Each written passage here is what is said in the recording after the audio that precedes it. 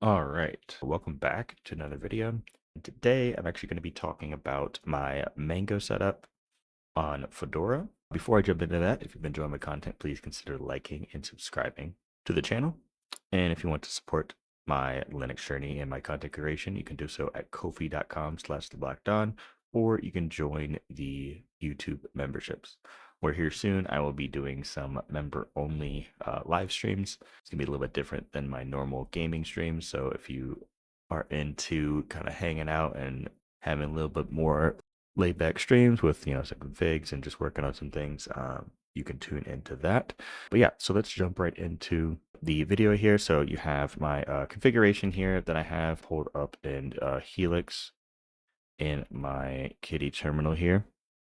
So I'm just going to go through the actual configuration, and then I'll kind of show you around what I have set up within my Mango configuration here. But you can see here in the Autostart that it is basically just a simple bash script. I did have a dual sense thing that I had enabling or disabling the touchpad, but I've since commented that out because I have a script to toggle it on and off now. But then I just have my GTK portals actually running here and the Noctalia-shell as well. So that's pretty much all I have going on in the script here. So nothing too crazy. And then if we go back into the bin here, I do have quite a few scripts that I have. One is, like I said, I have disabling the DualSense touchpad, just a toggle to be able to turn on and off the actual mouse on the touchpad, because sometimes in games I don't want to be able to accidentally hit this and then it either moves my aim or something, because I use gyro to mouse. So that will actually affect me aiming and stuff. But in some games I do like having the mouse, like an Arc Raiders, to be able to move and do everything with the equipment and stuff on the menus. It's much easier with the mouse, so it's nice to have that kind of trackpad there. But I do have a keybind to disable it, so now it is disabled. So now it's not working, and then I can turn it back on, and now it is working. So yeah, so that's just a script for that. And then I have some touchpad thing to add the UDEV rules to, more so for a new installation. But and then I have my reload option here, which is basically just reloading my Mango configuration, then also reloading the shell as well. I'm using Noctalia-shell as the quick shell that you see for the bar and the dock and the widgets and things like that. But it's nice because I can do the keybind and it's going to refresh my Mango configuration as well as the actual Noctalia bar there. So, when I make changes, I'd rather have everything just refreshed, because those changes may include, something within the bar. And if not, it's fine. I just want to have it, refreshed anyways.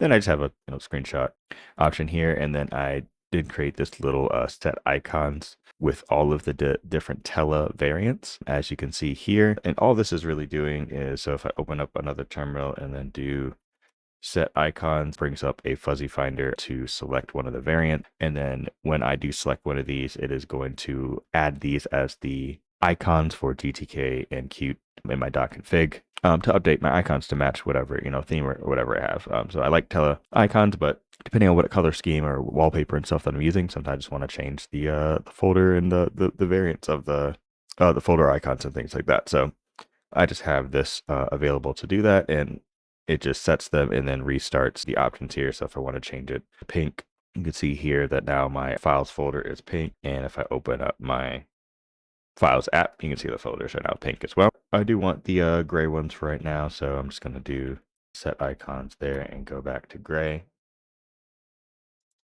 And so yeah, I have those, and then I have the toggle, the DualSense touchpad script that I was referring to before. Then I have toggle auto gaps. This is basically just an option because I actually have an ultra wide monitor, but what you're seeing is a scrunched down, cropped version of everything. But when I spawn my windows, as you can see, they're still in the actual area that you guys can see, but I have much more screen outside of that. So I just made a toggle option to be able to toggle that and then be able to switch back to full screen, and it's just updating the struts for the scrolling layout, and then updating the gaps for my actual windows for every other layout there. And I found that 450 is the magic number to keep it, centered within the 1440, resolution there. So yeah, so that's just a script for that. So that is one of my scripts. And then if we go into my actual configuration, you can see here make this a little bigger for you guys to see. Here are my blur effects. So you just set blur to 1 to make sure blur is on. You just set it to 0 if you want it off. And then you set the values for all of the different parameters here. And then I have the shadows on as well. So you can see like the shadows underneath the window there.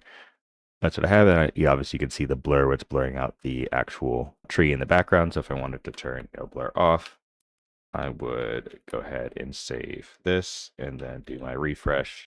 And then as you can see, my new window no longer has blur, but the old one, still does that. I'd have to respawn that window for the blur to go away. But obviously I do want my blur enabled. So I'm going to keep that active for now. And then you have border radius. So it's just like the radius on there. And then I have all of the animations that I have set here. I did change these animations quite a bit from the defaults because I didn't really like the way it was. I ended up using like the default configuration that, Mango provides that you can copy from Etsy into your .config in the actual documentation. That's like what it suggests. So I did end up using the default for that and then changing it to my liking as I saw fit. And animations was definitely something that I decided to change quite a bit. So you can check out those if you'd like. And then I have my scrolling layouts. So here's the scroller structs that I was referring to that keeps everything, in line as I spawn new windows here. So as I spawn them, they're staying within the actual viewfinder here. So even if I do make this full width, it's going to stay within the area that you guys can see. It's not going across the entirety of my screen there. So that's how I have that. And then I have a scroller default portion is 0.5. So whenever I spawn, new window, it is half the screen, the size, but you can obviously change that to whatever, you want. And then the only other thing that I have here, everything else is 0. So it means it's turned off. But the only thing I have here is the scroller default portion for a single window. And I have it as a kind of a weird number here, but basically this is how when I have one window open, it is the full width of the space that I have. So I have a weird number only because, like I said before, it's ultra wide. So I have to have that come in a little bit to match the structs and everything that I have set for it. But if I wanted to, I could have that just say 1, and that would go the full width of my, ultra wide monitor there. But as I spawn a new window, it does go back to the original default value, which is 0.5. So that's how you see how that works. And that is the closest I've gotten to duplicating how I had the single window as monocle on BSPWM. This, replicates that same aspect with what I have here. So I really like that feature there. I didn't really change much with the master stack other than changing the default infect to 0.5. I think it was like, I don't know, 0.6 or something, where the master was, slightly larger than the stacks side of it. And then you have things like hot area size. I do have that turned off. So that's like the hot corners where you can have your overview come up when you put your mouse into the, corner there. And then overview. So I have the alt tab, overview options. You can see all the windows that I have, on this monitor. So it's pulling up all workspaces and basically making all of the options come up in here. And then I can tab through them, as you can see here, but everything goes right back to where it was previously. So I actually really like that feature. I actually find it, this is crazy to say, I actually find it more functional than the overview feature in Neri. I still love the way the overview feature looks and, what it brings to be able to go into overview and still be able to move and use your windows as if they are, still in focus, which is really cool. But the alt tab option to get to another window, it's just actually quicker. Just a alt tab like you might be used to, coming from Windows or something. You can just alt tab and it's bringing up all the options that are on any of the workspaces. So this one's on a different workspace. It's going to bring me down there. I can go to Marvel Rivals up here. And then I can go back over here. So it's very easy and quick to be able to switch between them. Just in case I forget which number, if I forget that, my rivals is up on 1, I could very easily go back up here, but I can also just switch to it from here as well. So that is kind of just like a nice option to have there. Then you can set the gaps and the inner gaps and outer gaps and all that good stuff. But as you can see, I probably should update the outer gaps to be resized as well, so it actually stays within the viewfinder, but that might make it really small. Actually, let's see what that looks like real quick. So we're going to change outer gaps to 450. I believe the magic number was. So we're going to write that and then refresh here. And then I'm going to go like this. Ooh, yeah, that does not look good at all.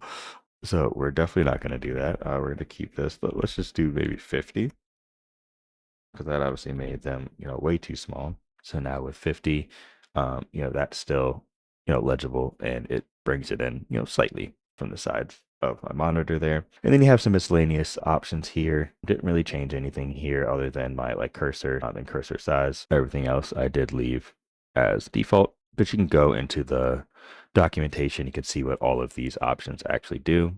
And then for keyboard, the only thing I really changed was num lock to 1. It was by default at 0. And then I did add trackpad in my config because I do have this on a laptop as well. So I have it so I can, move between the different options about workspaces and stuff like that with the trackpad. You can set your trackpad settings. And then as you can see here, I have the appearance. This is just like the gaps and the borders and all that good stuff. And then everything that I'm sourcing out to a different file. So that's pretty much it there as far as that goes. And then for binds, I'm not going to go through all my binds, but I do have some pretty, I guess, standard, in my opinion, binds. I just pulled all of my binds that I had of my Neri configuration. As you can see, it says matching Neri up there. And then I have some binds, do some things within the Noctalia-shell. As you can see here, I have opening the emoji option, which you can see up there. So I can add, emojis onto things. And then I have the wallpaper one, which is this one. And then I have an option to hide the dock as well. So I can auto hide the dock if I don't want the dock to be visible or have my windows, take up that full area. I can hide the dock as well. And then everything else is pretty much straightforward as far as navigating through windows and workspaces and, moving, through monitors and, all that stuff is just kind of, configured throughout here, which is pretty straightforward there. And then I have the monitor layout, which is just, having all my monitors the way that I have them set up. And the Noctalia comp is bringing in the theming from Noctalia to get like the border and stuff like that for border colors to match the current theme and everything that I have. And then I have window rules, which is nothing crazy. I just have the option to have my kitty window be able to, go floating like this. So I use that for having my window floating. Then I have a couple rules as far as like default widths for my scrolling layout, which is OBS is default width is 0.7, which I actually have disabled right now because it's commented out. I don't know why I have that, but I guess it is. And then I have Steam keeps the proportion as 1. So as you can see up here, this did not go half width like my other applications do because I like to have Steam, full width no matter what. So if I open up another window, it keeps Steam as full width, and it's not going to auto resize it like it does, other windows. So that's just how I like to have that. And then I have window rules for my games to keep them actually windowed, as you can see here. So that keeps it in here. So like when I'm streaming, you can see it within the actual layout here. And I like to have my bar and dock and stuff showing, on stream. So that's just the more of an aesthetic thing, not really a functional thing. Gaming is probably better done in ultra wide and using the full width of my monitor, but that's just more of a aesthetic thing. And then I just have some placement ones to put Discord and Telegram and stuff onto certain monitors. And then lastly, I have tags down here. So this is a really nice feature that Mango has. Is you can add different layouts for different monitors and different tags. So I have my main monitor, which is DP1. This has the tag rules as scroller for all of them. So no matter which, tag that I'm on, they're always going to be, in the scrolling layout, but I can, change that layout if I want to something different. As you can see, this one here is not utilizing the 450 gaps, so they're going off screen, but that's how I do that. And then I have my middle monitor, which is a portrait. It's a vertical option. So I have tile for all of them, vertical tile, except for the second one I have as grid. And that's where I put all of my chat options and stuff when I'm streaming. So I like to have that in grid. So if I have more windows, they are all going into their own little squares instead of being tiled and then not being able to see, a portion of the window. So that's how I have that laid out. And then on my other ultra wide, I have the main one as scrolling and the rest of them as tiled. Because if I do have something else on that monitor, tile just kind of works better. It's not my main workspace. So I just want to have everything, full width and put them exactly where I want them. So I keep that just like that on the other monitor. And yeah, so that's pretty much it as far as like the Mango configuration. And then I have my Noctalia configuration up here as well, which I'm not going to go, super in depth, but the main things that I did change on here is just the width of the actual bar itself. So if you come down here, you can see vertical margin and the horizontal margin. I took that in the 446. So that's how it is being able to be visible within the 1440 resolution that I'm, recording on. And then I have like my dock set. I have that set as floating and then exclusive. So it's always showing. So when I, spawn new windows, it does not go away or hide or anything like that. It is always showing. So exclusive is the option that you want, for that. And you can change like indicator colors and things like that. And then I do have my app launcher option here. And that is just being utilized from having it at start and having that, toggled on. You can change that icon to whatever you want as well. But right now it's just, Fedora icon there. And then as far as color schemes, I'm using the wallpaper color. And then every once in a while, I do change like the colors that you see here or the generation pattern, depending on the actual wallpaper that I'm using to kind of fit, things a little bit more the way that I want them. So yeah, so that's that. And then I do have the desktop widgets. So you see the ones down here for the audio visualizers on screen. And then I do have a clock and weather. They're on the top left and right, which is off screen. You can't see those, but I just like to have those, being able to see the weather and the time and date and everything. But it's just not visible to you guys because that's on the ultra wide, outside set of things. But I do also have my notifications, which is cool. So like when I'm streaming, I have them turn to compact, so they stay within the area that is not on screen. So I can still have my notifications on and be able to see them without having to disable them, while I'm streaming and stuff. So I do like being able to have that aspect. And the only other thing I have is the Mango, switcher that is up here, and that's going to switch the layouts and stuff. And as I switch layouts, you can see the icon changes, so I can know which layout I'm in. So that's really nice to know, which layout I'm in just at a glance, to look up there and just know what what's what. And then I have the Polkit agent for authentication and stuff like that. And you also can click this, and it brings down all the different options. So you can change it per monitor, the current, workspace that you're in, or you can apply it to all monitors as well. So nice, kind of a must have, in my opinion, if you're using Mango, to know what, layouts and stuff that you have while using the Noctalia-shell. And I do have, all of my dot files and stuff for this, my Codeborg repo that I'll leave in the description below. But just know that that is my specific configuration. It's not made for everybody's hardware, everybody's monitor setups and everything like that. You're more than welcome to tweak it and, use it if you want to. Or fork it or anything, and it is only available on Fedora for the configuration that I'm using, currently. And I install, Fedora everything, and then run the script on the T2i because I don't install, desktop or anything. So that way I can just get, just Mango on my system and nothing else, and I can install whatever other options that I want to, after that if I want. But right now, I literally can just have Mango and not have to install like KDE or GNOME ahead of time to keep my actual system down to the, just the packages and stuff that I need and want, on my system. So yeah, so that is pretty much it for today. Like always, if you enjoy my content, please consider liking and subscribing. And if you want to support me, you can do so at ko-fi.com/theblackdawn, or you can join the YouTube membership. But other than that, I'll catch you guys in the next one. Peace.